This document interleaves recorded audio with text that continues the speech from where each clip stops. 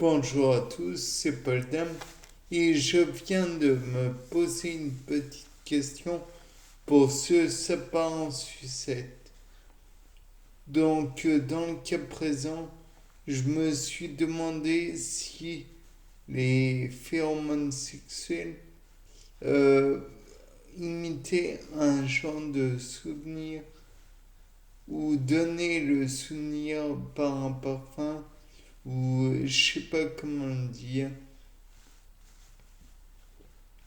Mais en fait, le parfum serait un souvenir que l'on a de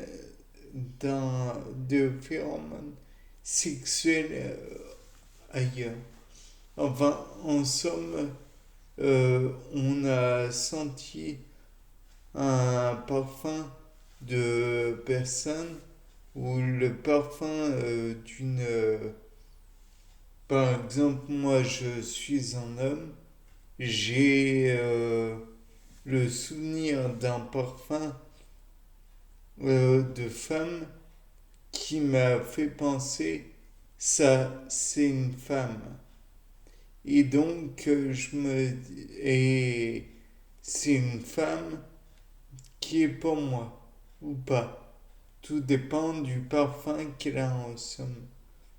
Et cette odeur serait euh, calée en moi grâce à un souvenir.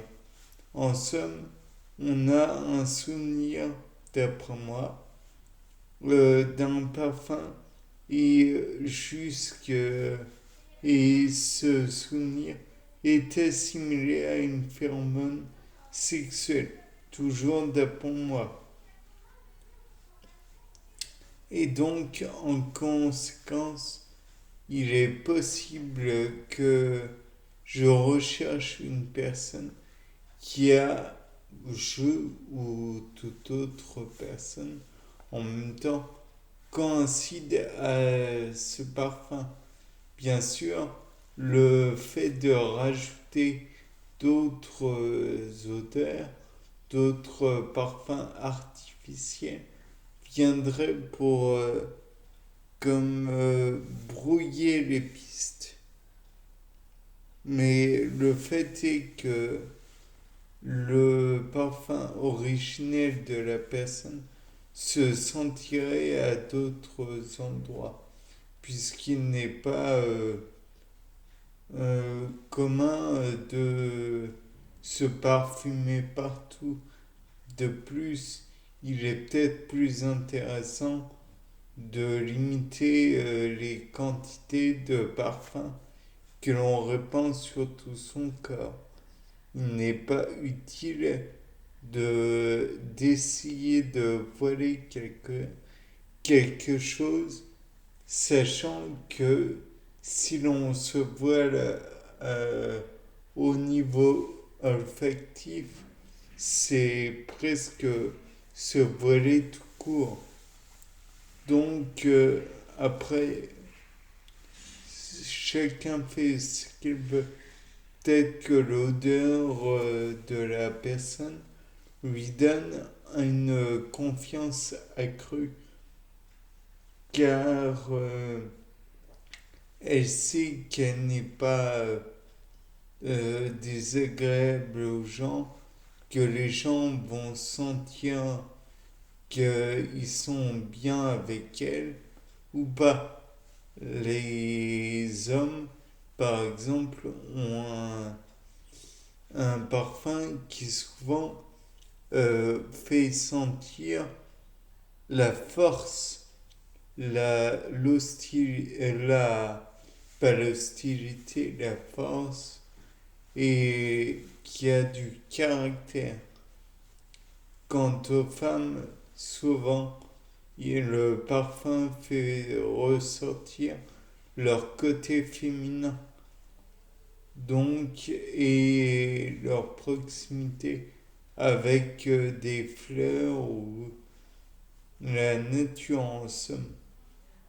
Et donc, via le parfum que l'on emploie, je pense que l'on peut aussi déterminer un peu la façon de penser de la personne, façon de réagir, façon d'agir.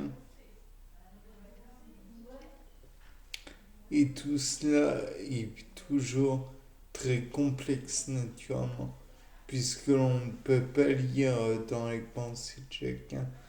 De plus, il est possible qu'un des parfums augmente l'agressivité de la personne, puisque rattaché encore une fois à un souvenir. Par exemple, supposons que donc là on fait un appel à l'idée de flight or fight, combattre ou fuir.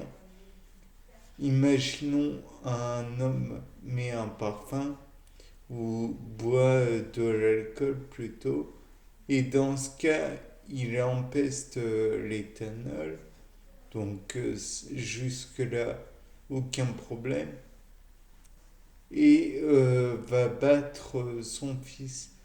Là, il y a problème naturellement, vous l'avez compris, et il est envisageable que le fils en question assimile l'odeur de l'éthanol au fait d'être battu. Donc, vue très négative de l'éthanol. Donc, s'il ressent l'odeur de l'alcool dans un parfum, alors il va repousser la personne et donc penser, d'après moi toujours, que cette personne est hostile, bien qu'il le fasse inconsciemment. Donc, si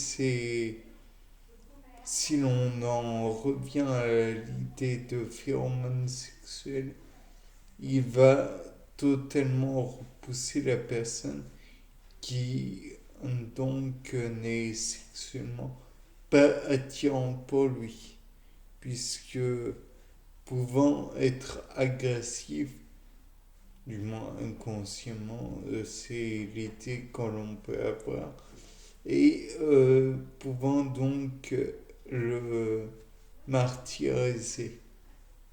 Naturellement, tout ça n'est qu'une supposition, mais au niveau de l'odorat, l'homme peut faire aussi bon nombre d'idées comme telles, puisque l'odorat est pris en charge, je crois, par des corps spéciaux au niveau du cerveau, bulbe préfrontal, lobe préfrontal, à voir.